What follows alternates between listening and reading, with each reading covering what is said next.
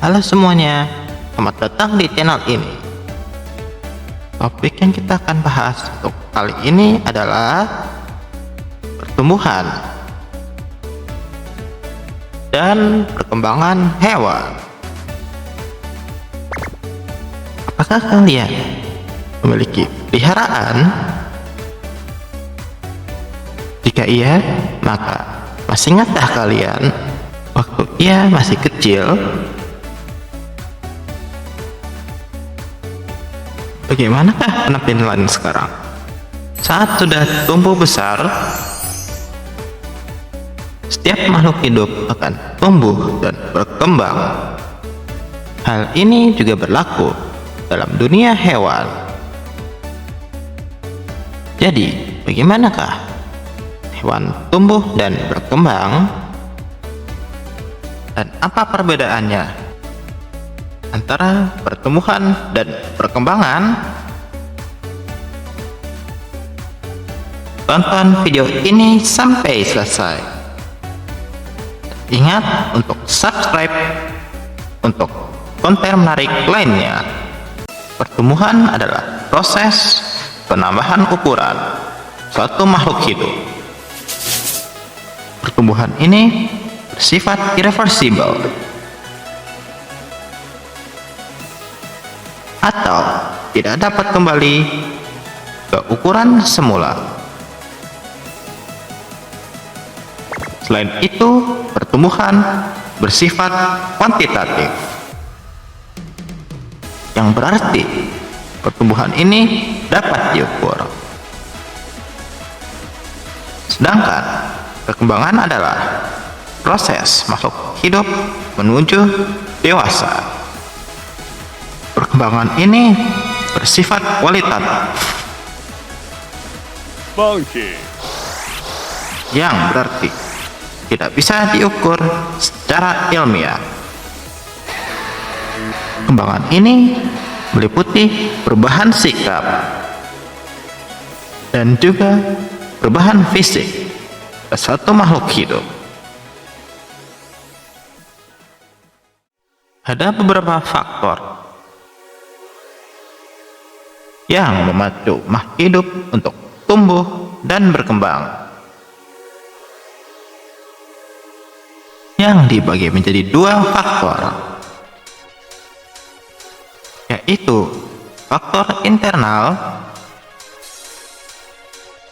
dan faktor eksternal. Faktor internal adalah faktor yang dipicu dari tubuh hewan itu sendiri. Berikut adalah faktor internal yang memacu pertumbuhan dan perkembangan hewan. Yang pertama adalah faktor genetik. Inilah faktor penentu sifat yang diturunkan dari induknya, yang mempengaruhi pertumbuhan dan perkembangan hewan.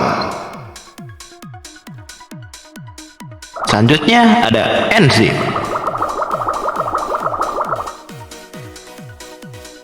yaitu senyawa yang terdapat di sistem pencernaan. Enzim ini berikatan dengan protein yang diperlukan untuk mempercepat atau memperlambat reaksi kimia. Enzim ini juga mengatur beberapa reaksi kimia yang berbeda dalam metabolisme tubuh. Faktor internal terakhir adalah hormon. Hormon ini merupakan senyawa organik yang berfungsi untuk mengatur aktivitas di dalam tubuh. Kurang atau lebihnya hormon mengakibatkan individu yang berbeda dalam spesies yang sama dapat memiliki skala pertumbuhan dan perkembangan yang berbeda-beda. Selain internal, ada juga faktor eksternal yang merupakan faktor yang berasal dari luar tubuh hewan. Contohnya faktor lingkungan, udara, suhu, dan kelembaban.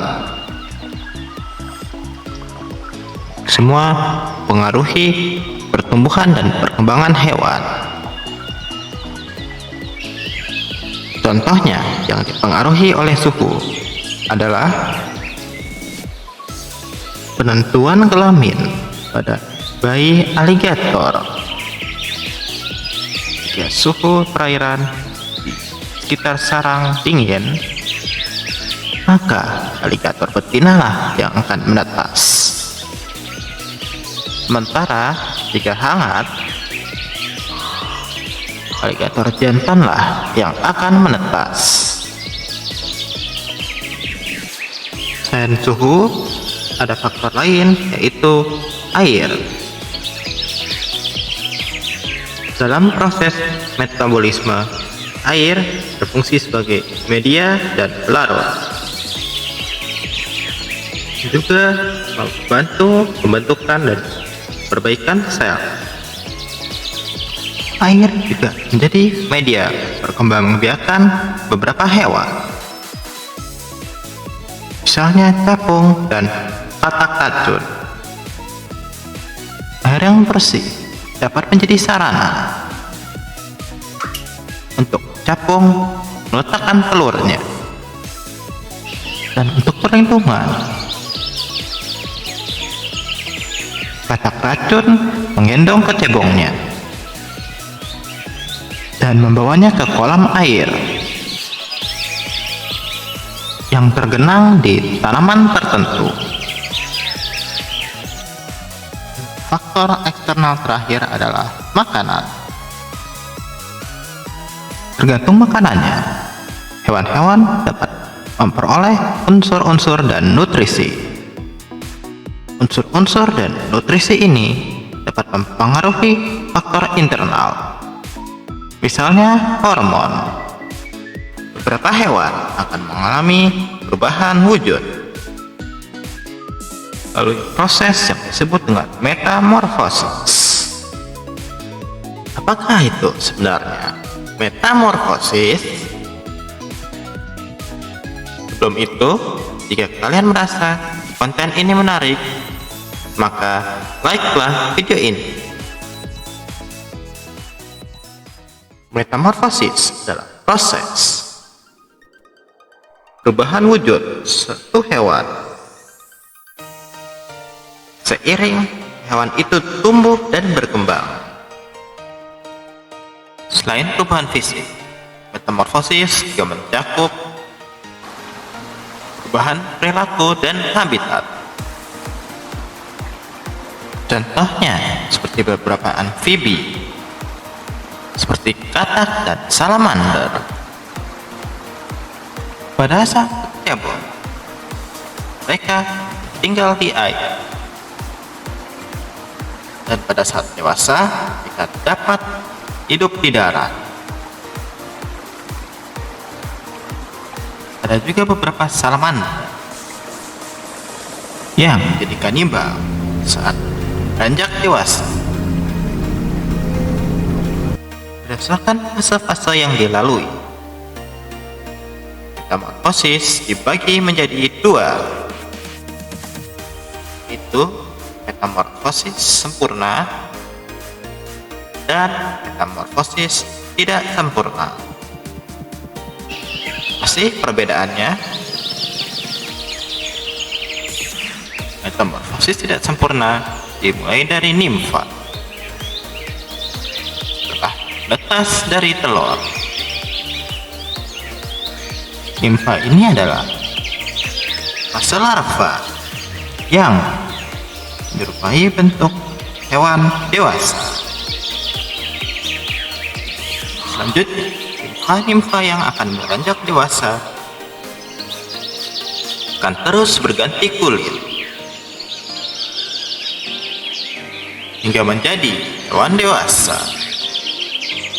Contoh hewan yang mengalami metamorfosis yang tidak sempurna adalah walang sangit, belalang, dan belalang sembah.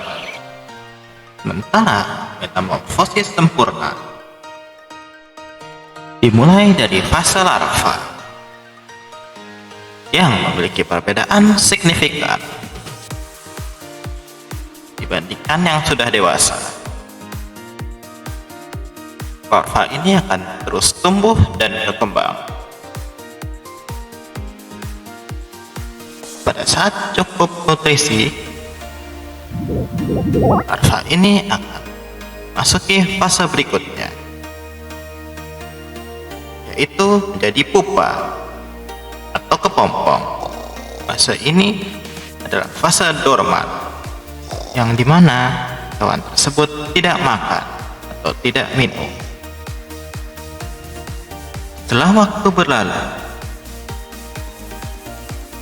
kepompong ini akan membuka menjadi hewan-hewan dewasa yang disebut dengan imago. Contoh hewan yang mengalami metamorfosis sempurna adalah kumbang, kupu-kupu, dan ngengat. Pada saat proses metamorfosis, jaringan-jaringan pada larva akan dihancurkan secara alami. Proses ini disebut dengan histolisis. Sementara nutrisi dari histolisis tersebut akan digunakan untuk membuat bagian tubuh yang baru. Proses ini disebut dengan histogenesis. Sekian dari video kali ini. Ingat-ingat untuk like, subscribe, share, dan berikanlah komentar yang positif. Sampai jumpa.